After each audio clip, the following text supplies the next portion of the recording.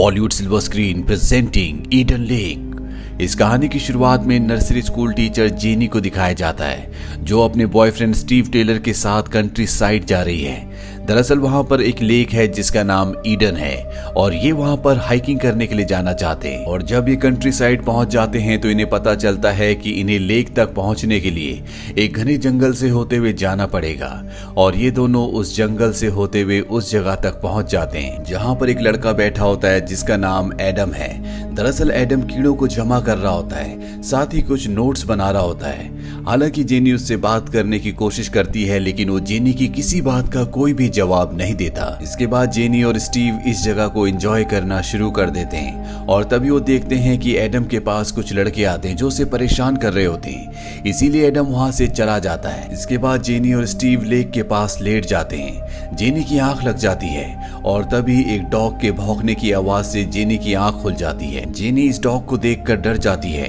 दरअसल यहाँ पर वो लड़के जिन्होंने एडम को भगाया था ये उन्हीं का डॉग होता है। वो अपने डॉग को वापस बुला लेते हैं और अब स्टीव लेक के अंदर स्विमिंग करने के लिए चला जाता है। जेनी लेक के किनारे बैठी होती है और एक बार फिर से वही डॉग उस पर भौंकता है। वो उसके पास आ जाता है। स्टीव लेक के अंदर से सब कुछ देखता है। उसे देखकर गुस्सा आता है, इसीलिए वो उन लड़कों के पास जाता है, उन्हें समझाने की कोशिश करता है लेकिन ये सब के सब बहुत बदतमीज होते हैं। ये स्टीव का मजाक उड़ाते हैं। स्टीव अपने टूर को खराब नहीं करना चाहता, इसीलिए वो उन लड़कों को कुछ नहीं कहता और वापस आ जाता है। लेकिन ये अपनी शरारतों से बाज नहीं आते।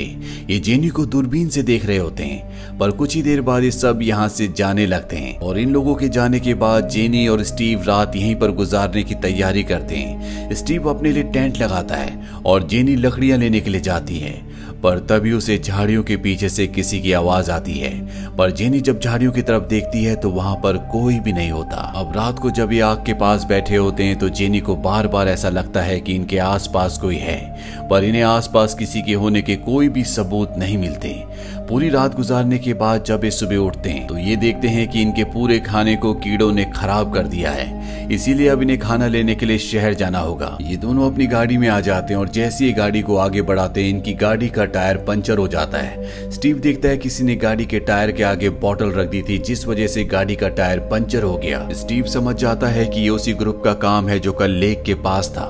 स्टीव अपनी गाड़ी का टायर चेंज करता है और जब वो शहर पहुंच जाता है तो वो देखता है कि वहां पर वही ग्रुप है जो कल उन्हें परेशान कर रहा था। स्टीव उनका पीछा करता है लेकिन वो भागने में कामयाब हो जाते हैं। इसके बाद ही दोनों के दोनों एक रेस्टोरेंट में आते हैं जहां पर स्टीव रेस्टोरेंट के ओनर से कहता है कि यहाँ पर एक बच्चों का ग्रुप है जो हमेशा साइकिल पर रहते हैं। वो बच्चे बहुत ज्यादा बदतमीज हैं पर रेस्टोरेंट की ओनर उसी को उल्टा सीधा कहना शुरू कर देती है। इसीलिए स्टीव जेनी के साथ यहाँ से अपनी गाड़ी से निकल जाता है। तभी वो रास्ते में एक घर के बाहर उन बच्चों की साइकिल्स देखता है और स्टीव समझ जाता है कि ये घर उन्हीं बच्चों का है।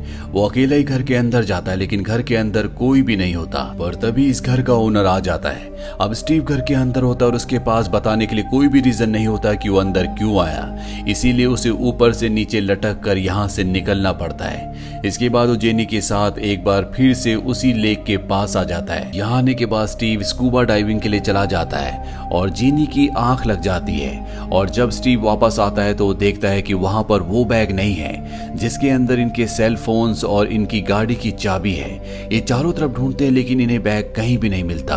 और इसके बाद जब ये उस जगह जाते हैं जहां पर इनकी गाड़ी थी तो वहां पर गाड़ी भी नहीं होती। अब ये दोनों के दोनों परेशान हो जाते हैं। इन्हें कुछ भी समझ में नहीं आता कि इन्हें क्या करना चाहिए, इसीलिए पैदल ये शहर की तरफ जाने लगते हैं। और तभी इन्हीं की गाड़ी इनकी तरफ बड़ी तेजी से इन्हें आती हुई नजर आती है। दोनों के दोनों उससे बच जाते हैं। ये देखते हैं कि इनकी गाड़ी उन्हीं बच्चों का लीडर जिसका नाम ब्रेट है वो चला रहा है। इसके बाद ब्रेट गाड़ी लेकर यहाँ से निकल जाता है और ये तय करते हैं कि ये पैदल ही अब शहर तक जाएंगे। लेकिन चलते चलते इन्हें रात हो जाती है और तभी इन्हें वुड्स में वही ग्रुप दिखता है जिनके पास इनकी गाड़ी की चाबी और इनके सेल फोन्स हैं। स्टीव ब्रेट के पास जाता है और उसे कहता है कि मुझे मेरी गाड़ी की चाबी और सेल फोन्स दे दो, पर ब्रेट साफ साफ मना कर देता है। और तभी उसकी जेब में स्टीव का फोन रिंग होना शुरू हो जाता है। स्टीव उसके पास जाता है और उससे अपना सेल फोन मांगता है लेकिन अब इन दोनों के बीच में हाथापाई होना शुरू हो जाती है। इनका डॉग भी स्टीव के ऊपर हमला कर देता है है और तभी इनके ग्रुप का एक लड़का चाकू निकाल लेता है। स्टीव उसके चाकू को पकड़ लेता है, लेकिन गलती से चाकू डॉग को लग जाता है, जिससे उसकी मृत्यु हो जाती है। अब स्टीव अपनी गाड़ी की चाबी छीनकर अपनी गाड़ी की तरफ भागता है। जेनी और वो गाड़ी के अंदर बैठ जाते हैं, लेकिन इनकी गाड़ी एक जगह फंसी हुई होती है और तभी इनकी गाड़ी के पास वो सभी बच्चे आ जाते हैं, जो ऊपर से इनकी गाड़ी के ग्लास पर पत्थर फेंकते हैं। इनकी गाड़ी का फ्रंट ग्लास चटक जाता है। स्टीव किसी तरह से वहां से गाड़ी निकाल लेता है और रैशली अब वो सिटी की तरफ जाने लगता है, लेकिन उसकी गाड़ी का गिलास चटका हुआ है, इसीलिए उसे आगे कुछ भी नहीं दिख रहा होता और उसकी गाड़ी एक टूटे हुए पेड़ से टकरा जाती है। इस एक्सीडेंट की वजह से वो गाड़ी में फंस जाता है। वो जेनी से कहता है कि तुम्हें यहाँ से जाना होगा और मदद लेकर आनी होगी, क्योंकि मैं यहाँ से निकल नहीं सकता। जेनी को उसकी बात माननी पड़ती है, पर तभी यहाँ पर वो सभी बच्चे आ जाते हैं। जेनी वहीं झाड़ियों में छुप जाती है और वो सब के सब बच्चे स्टीव की गाड़ी की तरफ बढ़ते हैं। जेनी पूरी रात वहीं पर छुपी रहती है और जब वो सुबह वहां से बाहर निकलती है और गाड़ी के पास जाती है तो वो देखती है कि स्टीव गाड़ी में नहीं है।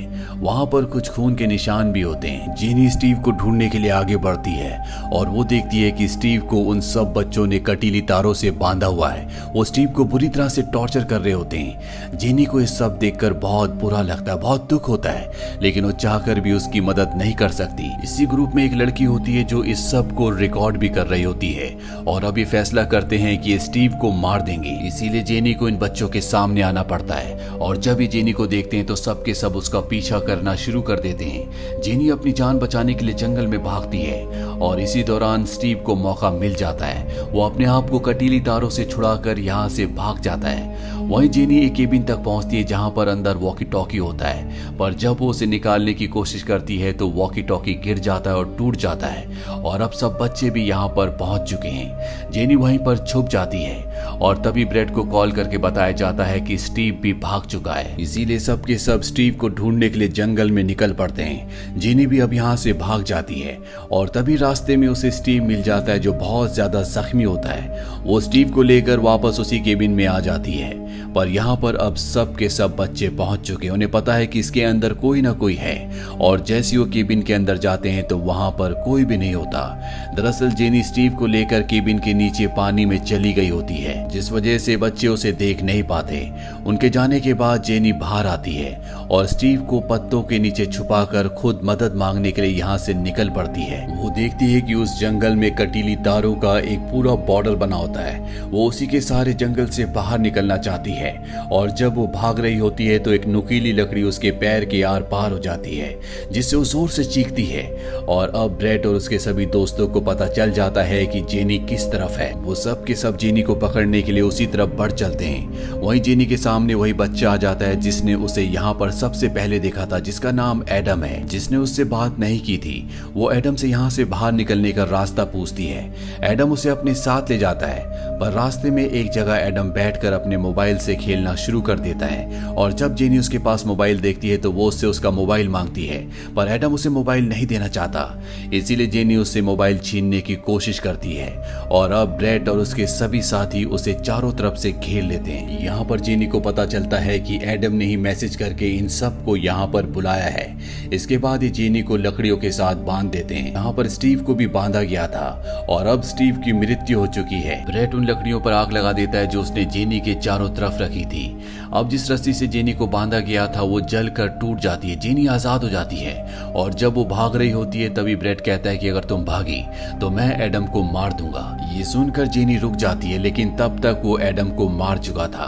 अब जेनी भागते भागते एक जगह पहुंचती है जहां पर इस जंगल का मैप होता है। वो मैप को निकालती है और तभी उसे अपने आसपास उन्हीं बच्चों की आवाज आती है। वो वहीं पर रखे हुए एक डस्टबिन के अंदर छुप जाती है और जब ब्रेड और उसके साथी इस जगह से चले जाते हैं तो वहां से बाहर निकलती है।